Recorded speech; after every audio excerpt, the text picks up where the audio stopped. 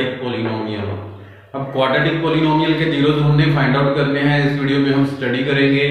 इससे previous video में हमने जीरोस ऑफ पोलिनोमियल को स्टडी किया था, लेकिन उसमें डिग्री 1, अगर डिग्री 1 है तो हम उसको लीनियर पोलिनोमियल कहते हैं, और उसके जीरोस फाइंड आउट किए हमने। fx को जीरो के इक्वल पुट करते हैं और x की पर्टिकुलर वैल्यू हम फाइंड आउट करते हैं, वही उसका जीरोस ऑफ पोलिनोमियल होता है। लेकिन इन क्वाड्रेटिक पोलिनोमियल तो यहाँ पे हमें 3 स्टेप याद रखने हैं वर्किंग रूल्स का। सबसे पहले क्या करना है, express the given polynomial in the standard form. तो नंबर 1 हमने जो पोलिनोमियल गिवन है उसको स्टैंडर्ड फॉर्म में लिखना है। अब स्टैंडर्ड फॉर्म का मीनिंग क्या है, हमने सबसे ज्यादा पावर को, वेरिएबल की सबसे ज्यादा पावर वाली जो टर्म्स है उसको फर्स्ट नंबर पे लेके आना है, देन उससे लेसर पावर, और देन लास्ट में कांस्टेंट टर्म। यानी हमने पावर्स को डिसेंडिंग ऑर्डर की फॉर्म में लिखते हैं, तो स्टैंडर्ड फॉर्म उसको हम कहते हैं। तो पहले हमने क्या करना है, पोलिनोमियल को स्टैंडर्ड फॉर्म में लिखना है। अब स्टैंडर्ड फॉर्म में लिखने के बाद स्टेप 2 जो है उसमें क्या करना है, स्टेप 2 के अंदर हमने जो क्वाड्रेटिक हमारे पास पोलिनोमियल है उसके 2 फैक्टर्स करने हैं। 2 फैक्टर्स का जो मेथड है हमको उसको क्या कहते हैं, स्प्लिटिंग दी मिडल टर्म। जो मिडल टर्म है उसको स्प्लिट करके 2 पार्ट्स में डिवाइड करना है, फिर हमने उसके 2 फैक्टर्स करने हैं। 2 फैक्टर्स करने के बाद थर्ड स्टेप के अंदर जीरोस फाइंड आउट करने के लिए हम उसको जीरो के इक्वल रखेंगे। जीरो के इक्वल रखने के बाद हम 2 वैल्यूज फाइंड आउट करेंगे x की, वही x की 2 वैल्यूज जीरोस ऑफ पोलिनोमियल होंगी, वही x की 2 वैल्यूज fx को जीरो बना देंगी। तो एग्जांपल लेते हैं। सबसे पहले simple x square plus 9x plus 20 find the zeros of this quadratic polynomial. तो यहां पे आप देखो maximum power 2, then power 1, then constant term. अब मिडिल टर्म को स्प्लिट करना है 2 पार्ट्स में, उसके लिए वर्किंग मेथड क्या है, रूल क्या है, एक्स स्क्वायर के साथ जो भी कोफिशिएंट ऑफ एक्स स्क्वायर है उसको और कांस्टेंट टर्म को पहले मल्टीप्लाई कीजिए 1 into 20। मल्टीप्लाई करने के बाद हमारे पास आता है 20। अब 20 के फैक्टर्स, पॉसिबल फैक्टर्स क्या हैं, पॉसिबल फैक्टर है 1 into 20। सेकंड क्या है, 2 multiply by 10, ये भी 20 होता है। 3 के टेबल में 20 नहीं आता। देन 4 5 जा 20, देन 5 के टेबल में आता है 5 ऑलरेडी इधर आ चुका है, तो इससे ज्यादा फैक्टर हमने नहीं करने। अब यहां से हमने चेकआउट करना है इनमें से जो फैक्टर्स हमारे पास 2 फैक्टर्स हैं, किन 2 फैक्टर्स को ऐड करके या सब्ट्रैक्ट करके 9 आए।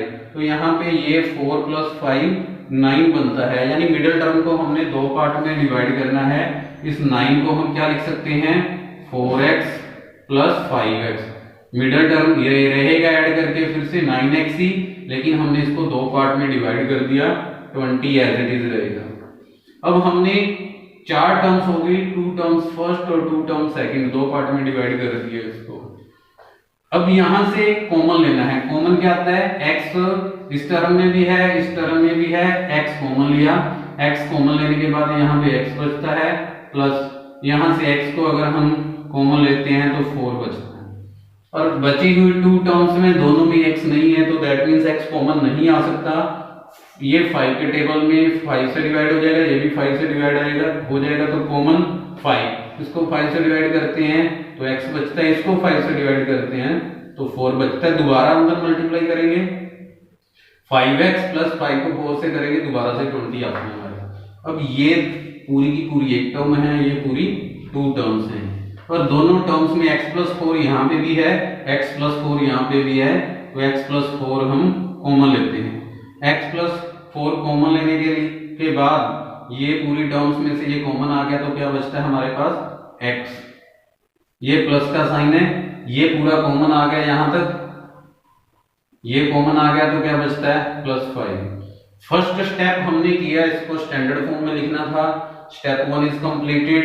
देन हमने मिडिल टर्म के 2 पार्ट करने थे, स्प्लिट करना था। स्प्लिट करने के बाद हमने इसको 2 फैक्टर्स में चेंज कर दिया, लीनियर फैक्टर्स आ गए इनकी पावर। अब to find the zeros, put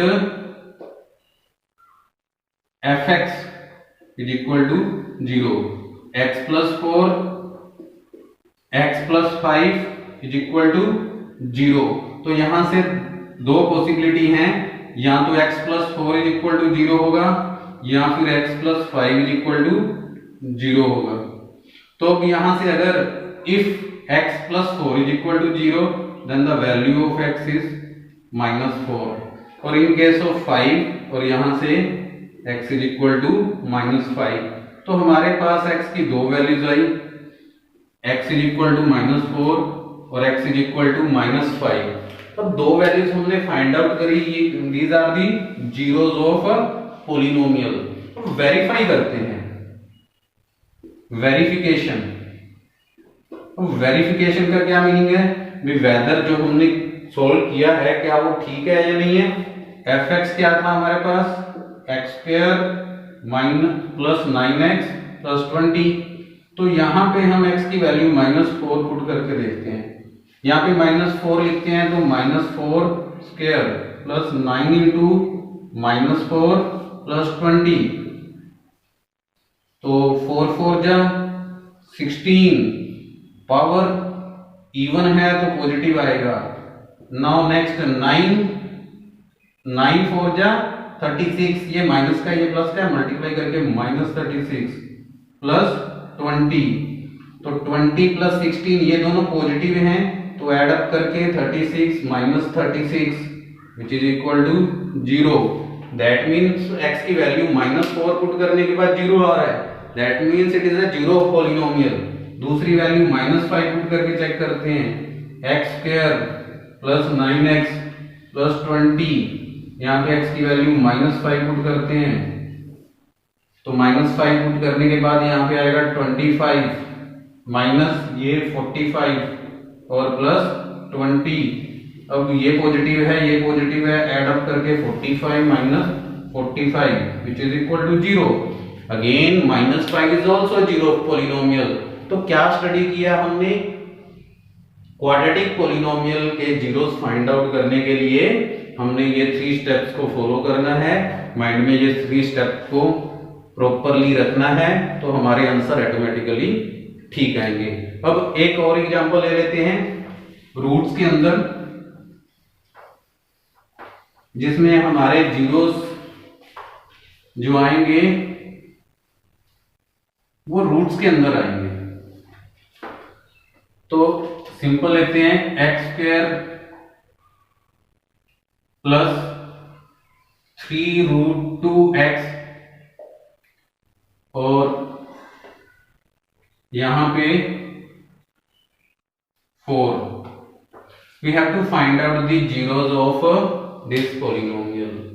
तो यहां पे थोड़ा सा मुश्किल होता है रूट्स के केसेस में।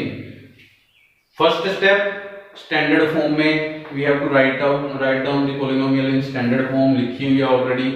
अब हमने प्रोडक्ट मैंने वही मेथड यूज करना है, इसको दो पार्ट्स में डिवाइड किया, 1 into 4 4 आया, 4 के 2 पार्ट्स करने हैं जिनको ऐड करें तो 3√2 बने। तो सिंपल सा है, यहाँ पे अगर √2 है तो 4 के दोनों फैक्टर्स में √2 आएगा ही आएगा। मल्टीप्लाई करने के बाद √2 मल्टीप्लाई √2 2 आ गया। अब यहाँ पे 2 और 1 लिखते हैं, अब मल्टीप्लाई करते हैं तो 2 1 जा 2 और रूट वाले की मल्टीप्लाई करते हैं 2 विच इज इक्वल टू 4। तो ये अब इन दोनों को ऐड अप करते हैं, 2√2 plus 1√2 which is equal to 3√2।